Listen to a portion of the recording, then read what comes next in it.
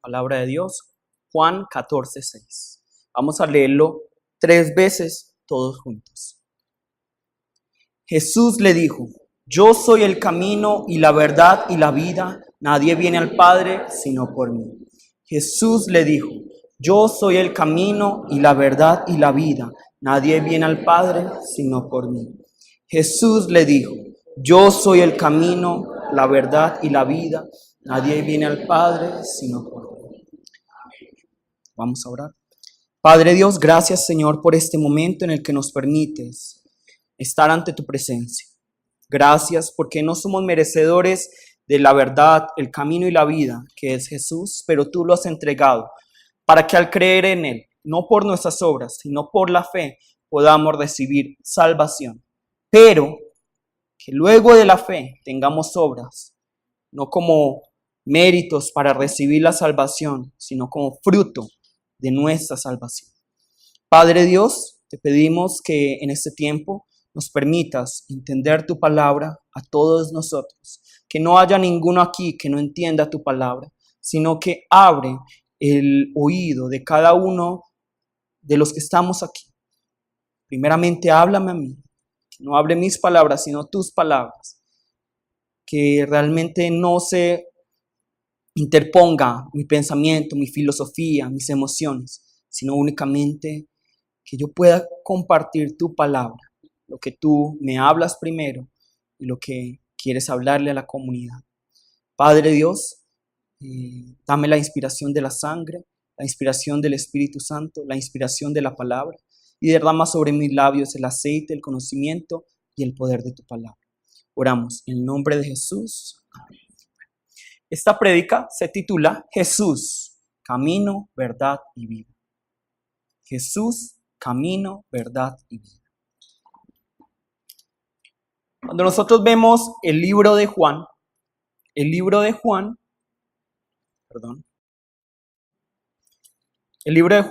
fue escrito en el año 90 después de Cristo. ¿Cuándo? En el año 90 después de Cristo. Entonces, ¿cuándo se escribe el libro de Juan? El libro de Juan se escribe luego de que todas aquellas personas que habían visto a Jesús, tocado a Jesús, hablado con Jesús, habían muerto. Juan escribe el libro de Juan luego de que todos los apóstoles habían muerto. En ese momento es que Juan empieza a escribir el Evangelio de Juan, las cartas de Juan y Apocalipsis. Entonces, podemos decir que Juan es el último libro escrito en la Biblia, ¿cierto? Es decir, que cuando ya Mateo, Marcos, Lucas, Pablo, Pedro, Judas, Santiago habían escrito sus cartas, habían escrito sus evangelios, luego de todo eso escribió Juan por la inspiración del Espíritu Santo el Evangelio de Juan, las cartas de Juan y Apocalipsis. Solo después de que había terminado. Entonces ya todas las iglesias habían leído a Mateo, habían leído a Marcos, a Lucas, habían leído las cartas de Pablo, habían leído las cartas de Santiago, Pedro, Judas. Ya habían leído todo eso. Y ya es otra generación. Entonces Juan les anuncia: voy a empezar a escribir. ¿Qué piensan ustedes que pasa por la mente de aquellos que escuchan esto? Lo que mencionó Juan. Voy a empezar a escribir un evangelio. ¿Qué empieza a pasar por la cabeza de ellos? ¿Estaba loco? No. Van a estar a la expectativa. Juan, el discípulo amado de Jesús va a escribir un evangelio. Eso tengo que leerlo.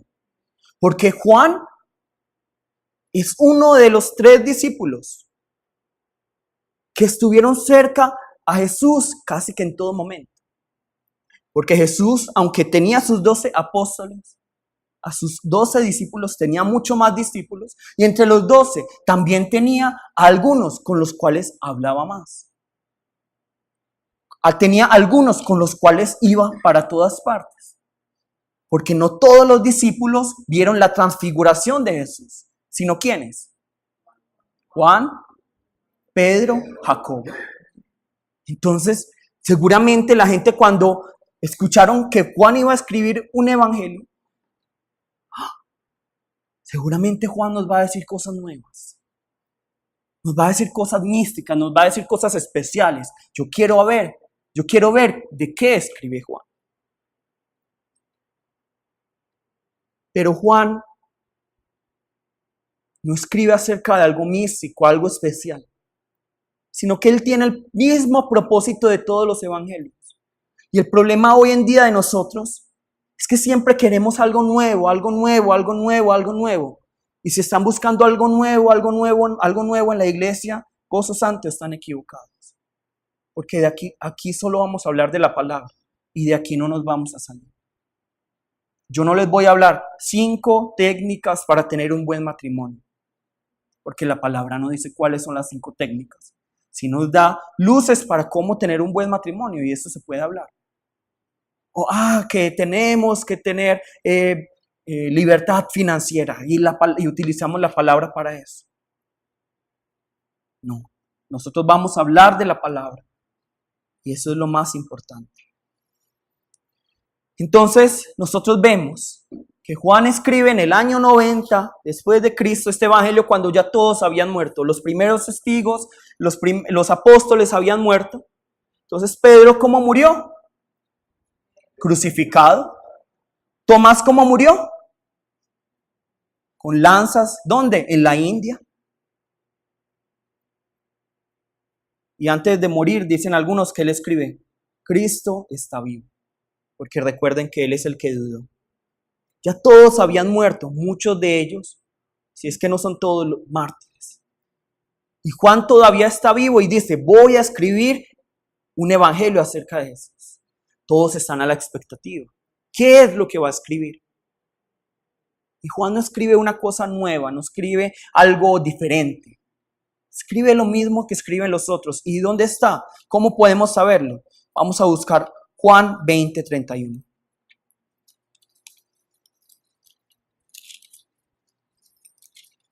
Juan 20:31. No busquen escuchar cosas nuevas. Eso es una señal de que Jesús está cerca. Eso es una señal de que no estamos en Jesús. Lo único que necesitamos escuchar es a Jesús.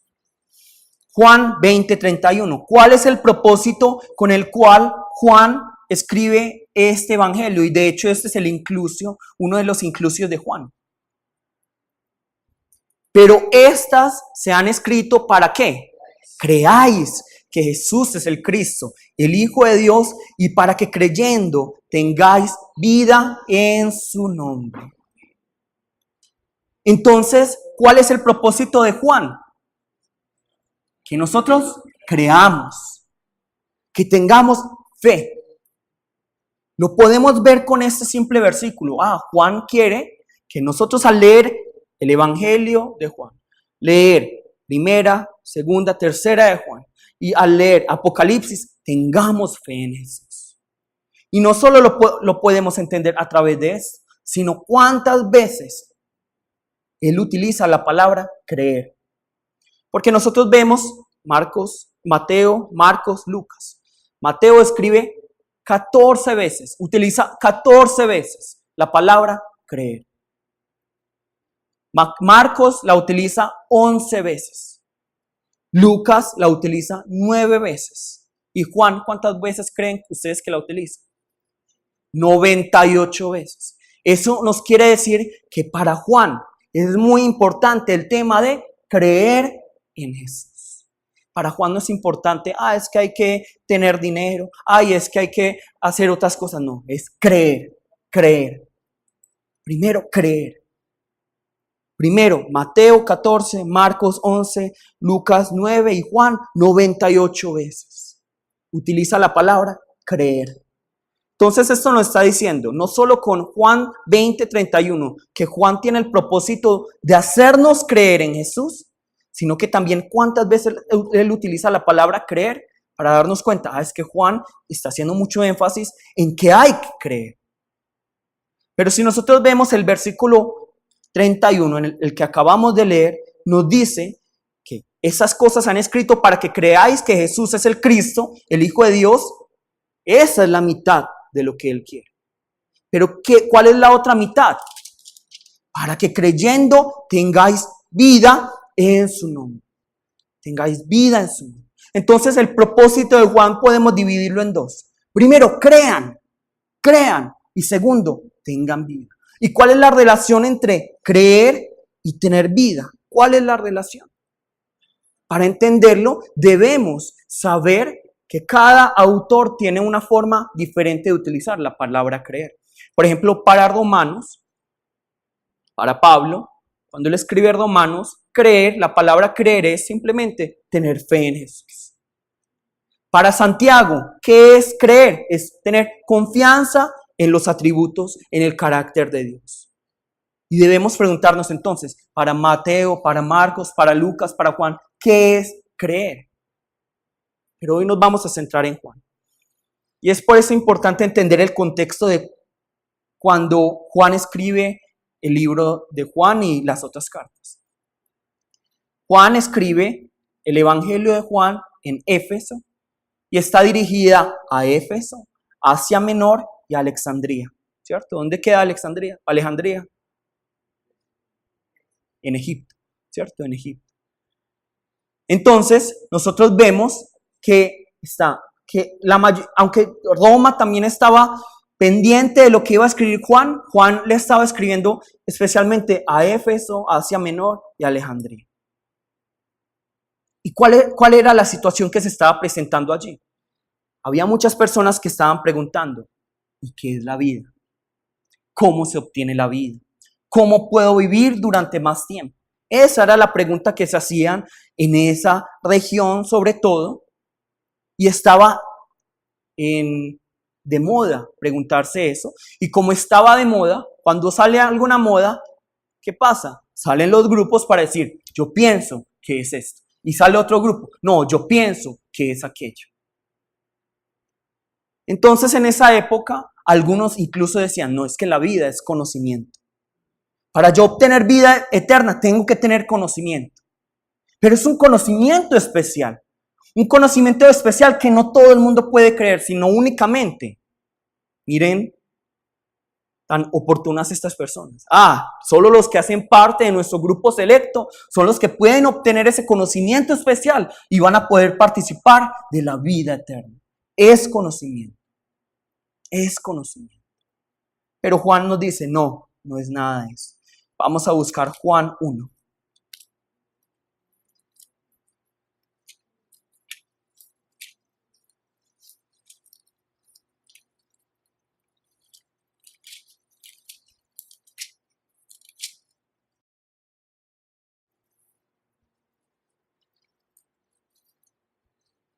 Y es que es muy importante entender qué es la vida, pero la vida no es una palabra fácil de entender, es una palabra abstracta.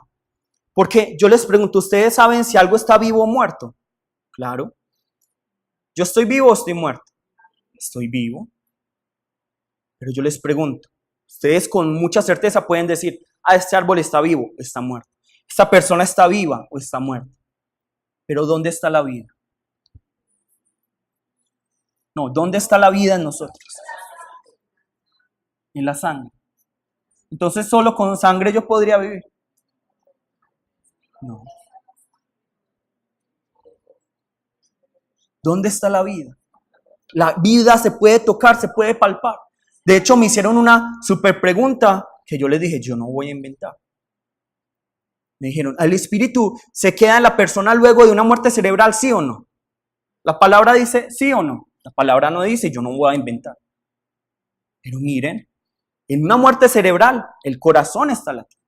Los pulmones se están moviendo. Hay sangre. Pero se dice, ya está muerto. Ya está muerto. Entonces, ¿desde cuándo comienza la vida? Entonces, cuando el espermatozoide se une al óvulo, ahí cae como la vida, ¿o qué? No sabemos, ¿cierto? O, ¿cierto? Y no estamos hablando del tema del aborto, eso podemos tratarlo luego, sino que ¿cuándo entra la vida al hombre? ¿Y cuándo se va la vida del hombre? Porque no es cuando para el corazón de latir, como ya les dije, en una muerte cerebral, el corazón está latiendo, pero un médico va a decir, está muerto, ya no hay nada para hacer. Entonces, ¿dónde está la vida?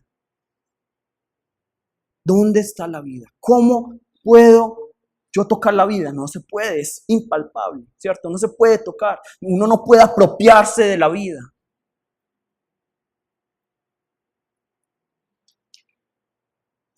Entonces, Juan nos dice esto. Primero, Juan 1:1 nos dice, en el principio era el verbo. ¿Y el verbo qué? Era con Dios. Y el verbo era Dios. Entonces la palabra nos está diciendo que estaba el verbo. Que el verbo era antes de toda la creación de lo visible y lo invisible. Antes de todas las cosas era el verbo. Y el verbo era con Dios y el verbo era Dios. El verbo era Dios. Miren cómo sigue aquí el versículo 3. Todas las cosas por Él fueron hechas y sin Él nada de lo que ha sido hecho fue hecho. Entonces miren que el verbo es antes de todas las cosas. El verbo. Antes de toda la creación, antes de que nosotros fuéramos creados, era el verbo. Es decir que el verbo no depende de la creación. El verbo no es una criatura. El verbo era antes y era con Dios y era Dios. Ahora nos dice algo mucho más sorprendente Juan. Y nos dice en el 14.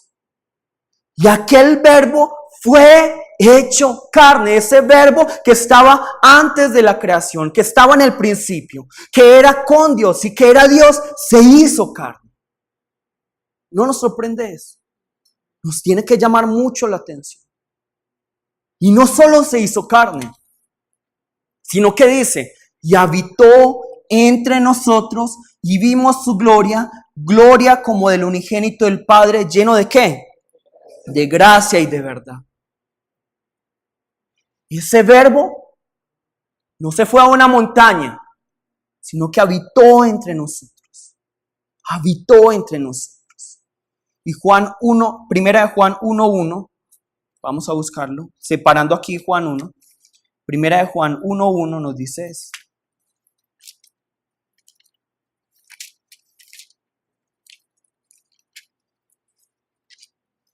Primera de Juan 1:1 nos dice esto.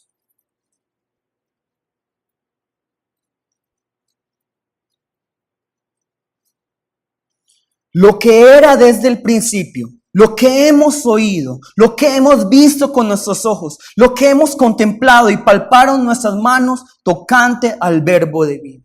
Es decir, ese verbo que era antes de la creación, que era con Dios, que era Dios, que se hizo carne y habitó entre nosotros, nosotros lo pudimos ¿qué? Oír, ver, contemplar y palpar. Ese es el verbo de vida. Volvamos a Juan 1. Volvamos a Juan.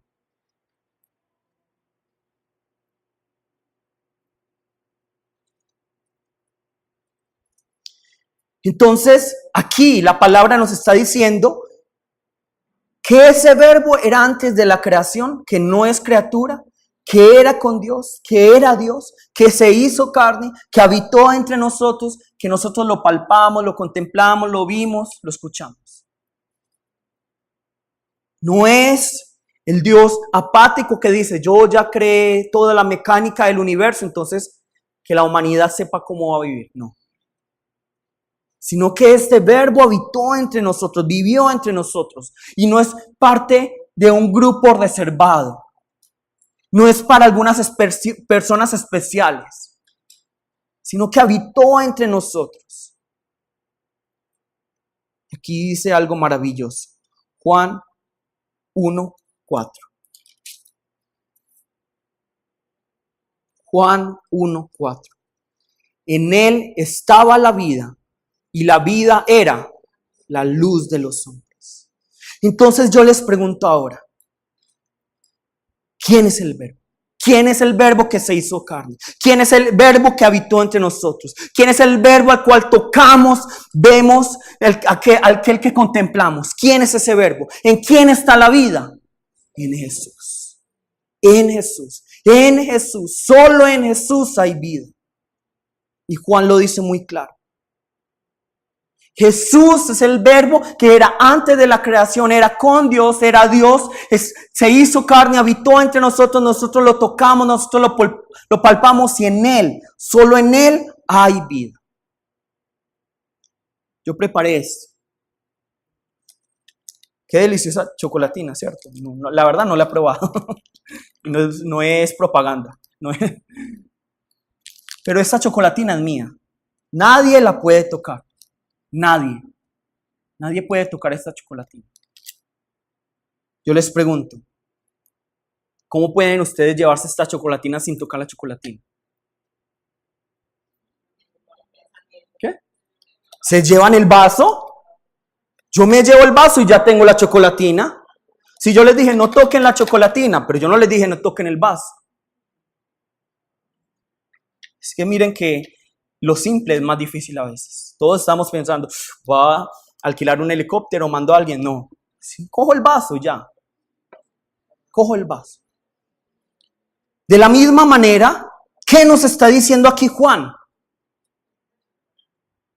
Si yo sé que Jesús es el Verbo que era antes de la creación, que Él es el Verbo que era con Dios, que Él es el Verbo que era Dios, que Él es el Verbo que se hizo carne, el Verbo que habitó entre nosotros, el Verbo que nosotros podemos tocar, palpar, que podemos ver, que podemos contemplar, y que en Él está la vida. Para obtener la vida que hay en Él, ¿yo qué debo hacer?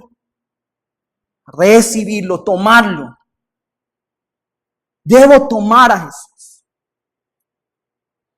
Vamos a buscar Juan 1:12. Juan 1:12.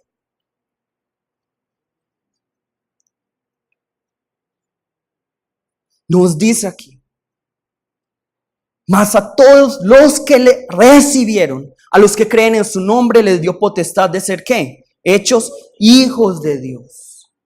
En Jesús está la vida y nosotros tenemos que recibir, tenemos que tomar a Jesús. Y esa es la primera pregunta que hoy nos debemos hacer. No, ¿estoy dando fruto o no? Primero, ¿qué me debo de evaluar? ¿Estoy en Jesús o no? ¿Tengo a Jesús o no? ¿Recibí a Jesús o no? Porque muchos vemos un árbol, y luego les voy a hablar acerca de eso, acerca de la historia de la vid. Pero nosotros vemos un árbol. Pero nosotros que somos principiantes, ¿qué parte del árbol vemos? La raíz, es el tallo. No, nosotros vemos primero ¿qué? El fruto. Y nos concentramos en el fruto. ¿Pero en qué se va a concentrar el verdadero sembrador? El que sabe del árbol, en las raíces. Nosotros nos tenemos que concentrar hoy en la raíz, que es Jesús, porque en Él está la vida. Jesús nos dice, en mí está la vida, reciban. Si ustedes toman a Jesús, la vida se hace de ustedes. La vida se hace suya. Si ustedes tienen a Jesús. Ahora, si ustedes no tienen a Jesús, ¿qué hay en ustedes? Muerte. Hay muerte. Si ustedes no reciben a Jesús, no obtienen la vida que está en Él y por lo tanto tienen ¿qué? Muerte. Pero si ustedes toman la decisión hoy de decir, no, yo rechazo la muerte, voy a ir hacia la vida, voy a recibir a Jesús, ustedes se van a llenar de vida. Y todo lo que está en Jesús se va a hacer parte de ustedes. Todo lo que está en Jesús, esa autoridad, ese poder, ese amor, esa misericordia, esa gracia, esa vida, se va a hacer parte de ustedes. El mundo nos engaña, tratando de decirnos que la muerte es lo último, tratando de decirnos que el final de la vida es la muerte. tratando de decirnos que la muerte vence a la vida. Pero la Biblia nos dice algo completamente diferente. Vamos a buscarlo. Segunda de Corintios 5:4. Segunda de Corintios 5:4.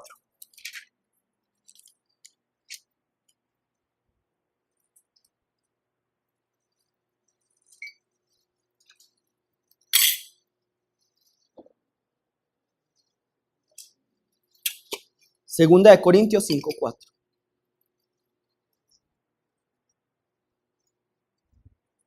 ¿Qué nos dice? Porque asimismo, los que estamos en este tabernáculo gemimos con angustia, porque no quisiéramos ser desnudados, sino revestidos. ¿Para qué? Para que lo mortal sea ¿qué? Absorbido por la vida. Es decir, que la muerte es absorbida por la vida. Cuando aquí la palabra nos hace referencia a lo mortal, es decir, la muerte, es absorbida por la vida. Y yo pensaba cuando leía este versículo en un macrófago, ¿cierto? Todos saben que es un macrófago. No. Una célula de defensa del cuerpo. ¿Cómo hace una célula de defensa del cuerpo para matar o para destruir un agente invasor, algo nocivo? ¡Piu, piu, piu, piu! No, se la traga. Se la traga. Él hace esto. ¡Blup! Y ya. De la misma manera la vida que hay en Cristo absorbe la muerte. Y ya la muerte ya no es. La muerte ya no es. Porque la vida que hay en Cristo absorbió esa muerte. Y por eso es tan importante que nosotros tengamos a Jesús. Porque la muerte, ¿qué es? Simplemente la ausencia de vida. La muerte es la ausencia de vida. Si ustedes no tienen vida, si ustedes no tienen a Jesús, ¿están qué? Muertos. Por eso tenemos que tener a Jesús. Todos aquí vamos a morir en algún momento. En algún momento ustedes van a llegar a escuchar la noticia, fulano, perano, falleció. Todos aquí vamos a morir, a menos que el Señor venga mañana o pasado mañana. Pero todos aquí en algún momento, digámoslo, si el Señor para nosotros se demora, todos vamos a morir. No hay ninguno aquí que va a vivir 1000 años, ¿o sí? Ninguno. Pero aquellos que están en Cristo, cuando vayan a dormir, porque digamos, no vamos a morir. Cuando vayan a dormir, luego cuando despierten en ese momento de gloria, cuando venga el Salvador, van a estar abrazados por la vida que es en Cristo Jesús. Van a estar abrazados por esa vida. Por eso la vida en Cristo no está limitada por un tiempo, sino que es una vida ¿qué? Eterna. Es una vida eterna.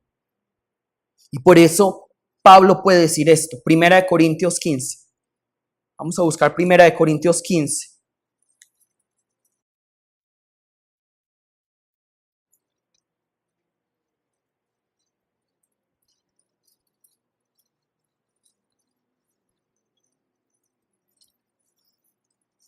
Primera de Corintios 15, 55.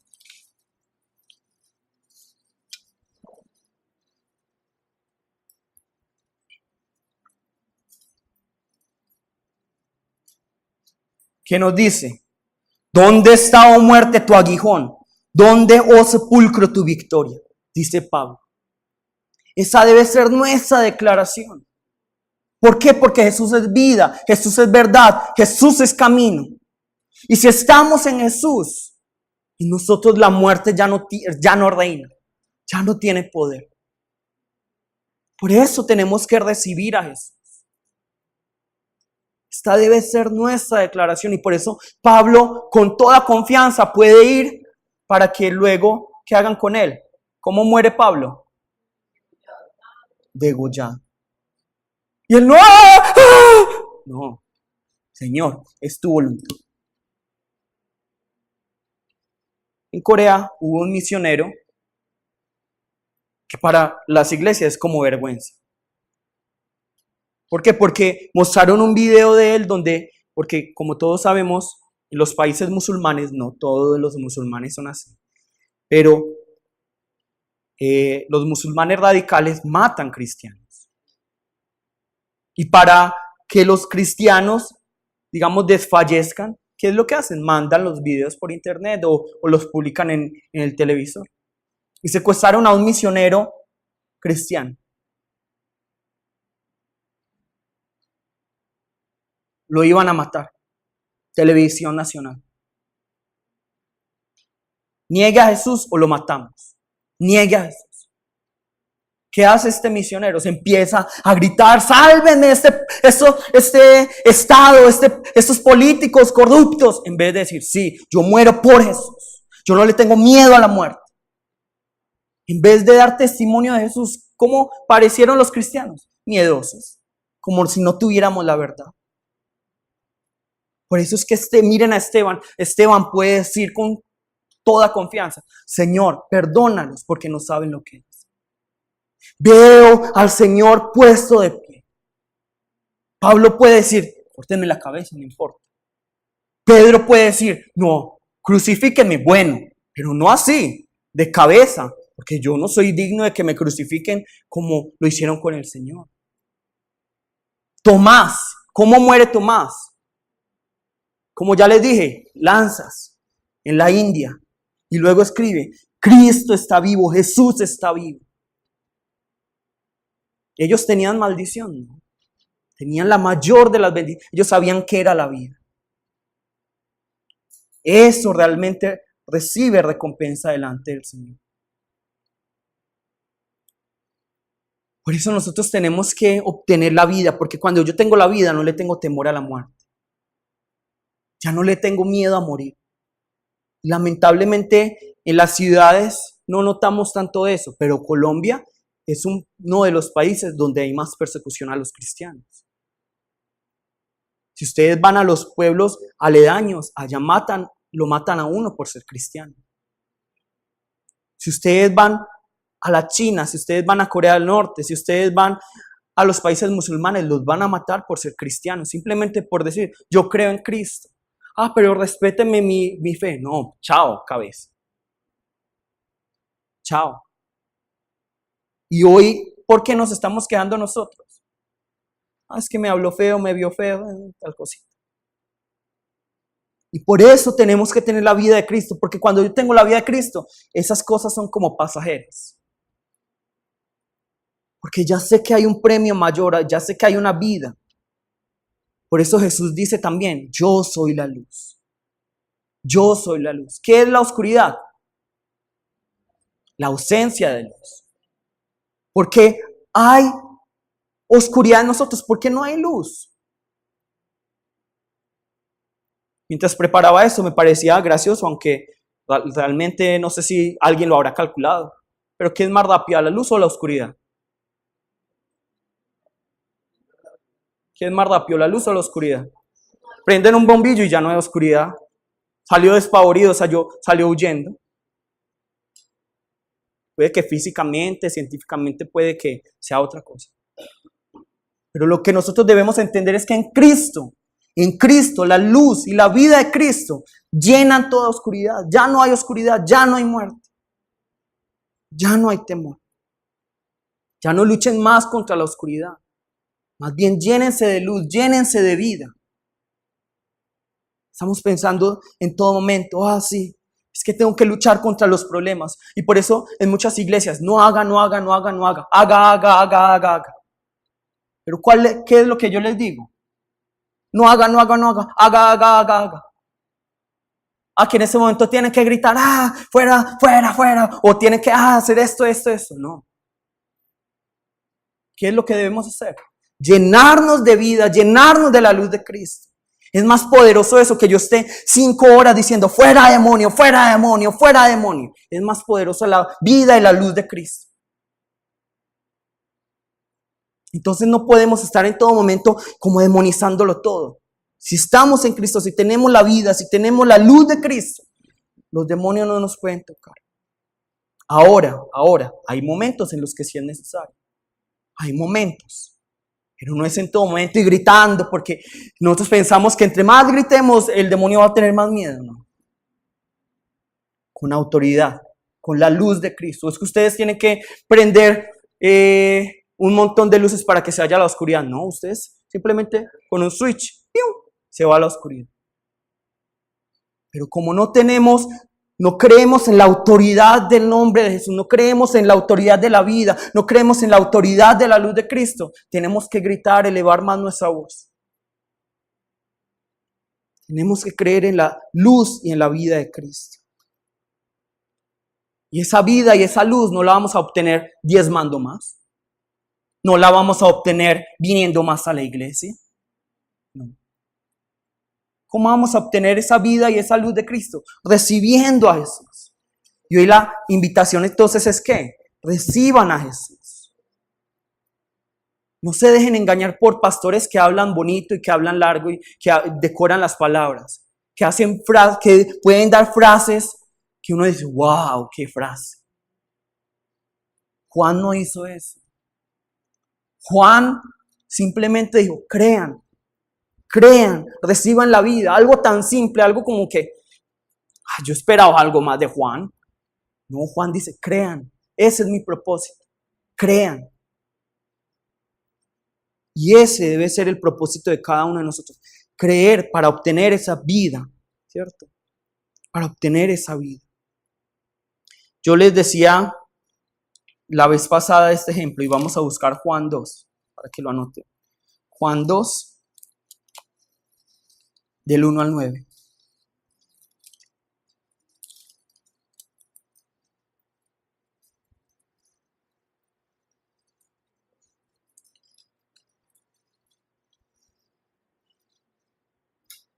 Nosotros debemos entender una cosa. Primero, el verbo era antes de la creación. El verbo era con Dios, el verbo era Dios. El verbo se hizo carne, habitó entre nosotros, lo pudimos palpar. ¿En él está qué? La vida. Entonces, ¿yo qué debo hacer para obtener esa vida? Recibirlo. ¿Pero es solo recibirlo? No. No es solo recibirlo, sino que es lo que vamos a ver hoy también. Y ya se los había dicho. Cuando nosotros vamos al primer milagro de Jesús, que es en las bodas de Caná de Galilea, allí vemos que Jesús estaba como que al principio. ¿Como un qué? Como un invitado. Pero cuando cuando él realiza el milagro de convertir estas tinajas de agua, que de hecho, miren lo que dice aquí, rito de la purificación de los judíos, era para lavarse las manos, esa agua estaba sucia. Esa mano estaba sucia. ¿Y qué hace? Cuando él le dice, casi que, mire lo que dice Jesús, ¿qué tienes le dicen aquí en el número 3? Faltando el vino, la madre de Jesús le dijo, no tienen vino. María, ahí mismo, ¿qué fue lo que hizo? Dice, no, este no puede ser invitado, tiene que ser ¿qué? Señor de esta fiesta. ¿Quiénes de ustedes, digamos, yo tengo una boda, los invito a ustedes? Ustedes pueden decirle a los que están organizando la fiesta, ¡ay, limpia esto! No, ¿quién puede hacerlo? La persona que hizo la fiesta. De la misma manera, aquí Jesús ya no es un invitado, sino que se vuelve Señor, se vuelve maestro de esta fiesta. Y Él puede decir, llenad esas tinajas de agua, sacad ahora y llevadlas al maestresala. Y las convierte en vino. Solo cuando hacemos que Jesús sea Señor. Solo cuando hacemos que Jesús sea realmente Rey de nuestras vidas, las cosas van a cambiar. Porque nosotros nos preguntamos, ¿y por qué si yo creo en Jesús? Porque si yo ya recibí a Jesús no cambio. Es porque no tenemos a Jesús como Señor. Porque le recibimos, pero no le hemos hecho Señor. Es decir, le abrimos la puerta, pero le dijimos, pero usted es un invitado, recuerde que usted es un invitado. Y como les dije la otra vez, muchos me dicen cuando yo voy a hacer visita, siéntase como en su casa. Siéntase como en su casa. ¿Y qué les dije yo? Bueno, ¿quieren que yo me haga sentir como en mi casa? A mí me gusta estar sin camisa. Entonces, imagínense que yo voy a una de sus casas, me quito la camisa, empiezo a abrir cajones que seguramente cada uno de ustedes no quiere, alguno de ustedes seguramente tendrá algún cajón que uno no quiere que abra, pero yo los empiezo a abrir. ¿Cómo se sentirían ustedes? Muy mal, incómodos. Pero eso es lo que le decimos al Señor. Señor, tú eres un invitado, quédate hasta donde yo te diga. Tú no puedes entrar a esta habitación, tú no puedes tocar esto. Hay un programa un programa que se llama Acumuladores Extremos. Acumuladores Extremos. Donde uno ve que la gente acumula y la casa se llena de cosas. ¿Y para nosotros qué sería? ¿Qué? Desorden, basura, pero para ellos ¿qué es? Su tesoro. Pero ¿qué pasa si yo como invitado voy, hey, botemos esto, botemos aquello? ¿Qué me va a decir esa persona? Se enoja y me echa. Tan loco. Pero nosotros hemos acumulado nuestra vergüenza, nuestro temor, la muerte, la oscuridad, el estar perdidos. Y cuando el Señor quiere tocar esas áreas de nuestra vida, cuando el Señor quiere tocar el área de la familia, cuando el Señor quiere tocar nuestras áreas más personales, quiere tocar nuestro ego, ¿qué le decimos al Señor? Señor, recuerda que hasta aquí. Tú eres un invitado nada más. Si ustedes quieren ver cambio en sus vidas, tienen que hacer que Jesús, aquel donde está la vida, venga a nuestras vidas y sea Señor. Que Él pueda reinar con toda autoridad en nuestras vidas. Y por eso Jesús nos dice, si hay miedo, yo soy. Si hay oscuridad, yo soy luz. Si hay desnutrición espiritual, yo soy pan de vida. Si hay mentira, yo soy la verdad. Si hay muerte, ¿qué nos dice Jesús? Yo soy la vida y la resurrección. Cuando Lázaro murió y Jesús lo resucitó, ¿qué nos está diciendo Jesús? La muerte, eso no es nada para mí. Si estamos perdidos y no sabemos por dónde ir, ¿qué nos dice Jesús? Yo soy el camino. Si estamos fuera del redil, ¿qué nos dice Jesús? Yo soy la puerta. Si estamos en el valle de sombra de muerte, Jesús nos dice, yo soy el pastor. Y si nos sentimos solos y nos queremos, digamos, estamos desesperados y nos queremos matar, Jesús nos dice, yo soy amigo. Yo soy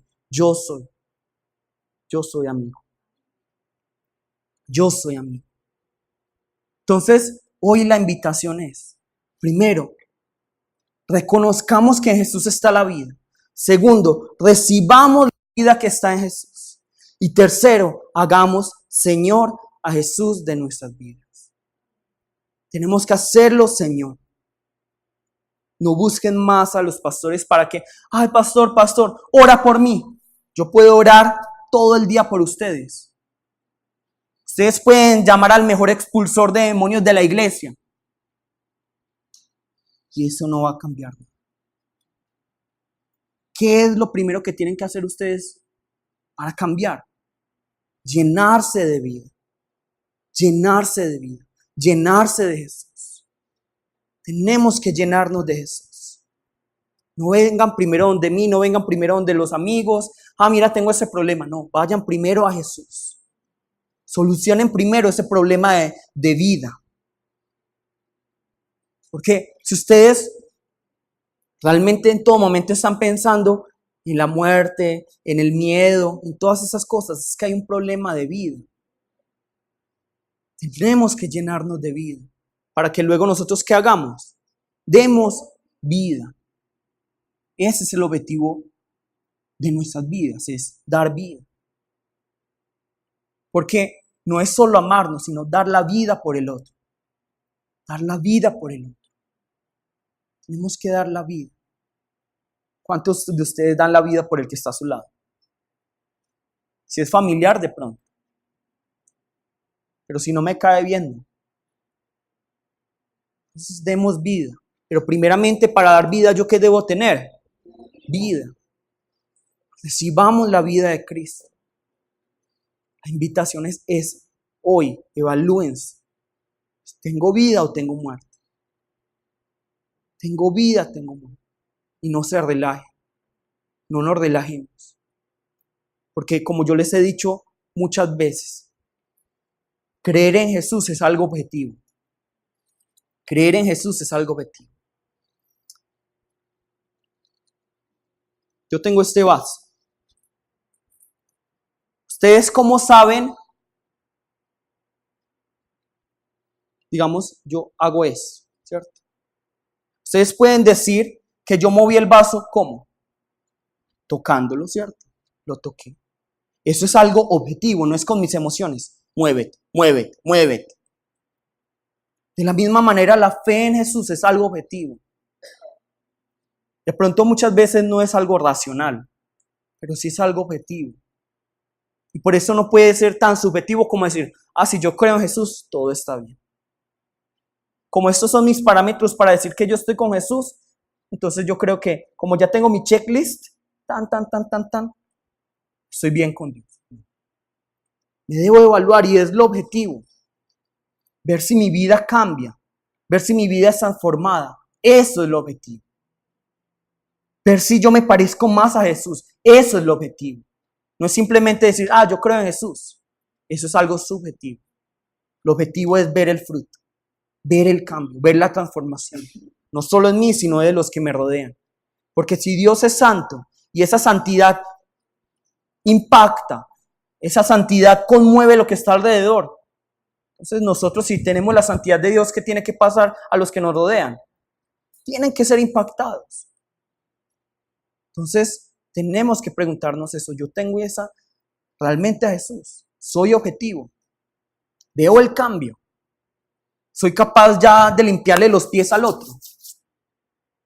Soy capaz ya de darle el bocado que tenía en mis manos para comérmelo, para dárselo al otro. Tengo ya misericordia del otro. Me parezco más a Jesús. Ya no tengo ídolos delante de mí. Entonces, para que tengamos en cuenta esto y realmente no creamos que porque todo está bien en nuestras vidas, Jesús está con nosotros. Porque si fuera así, Pablo sería la persona que más maldición tiene en la Biblia. Porque levante la mano el que tiene envidia de Pablo. Pobre, latigado, ejecutado. ¿Quién tiene envidia de Pablo? ¿Quién quiere la vida de Pablo? Pero Pablo es la persona una de las que más bendición tiene en la Biblia. Conoce al Señor, vio al Señor. Vio al Señor. Entonces no porque todo está bien, yo estoy bien con el Señor. Evalúense. ¿Tengo fruto o no tengo fruto? ¿Veo el cambio o no veo el cambio? Eso es lo que me debo de evaluar. ¿Listo? Entonces vamos todos a ponernos de pie, por favor.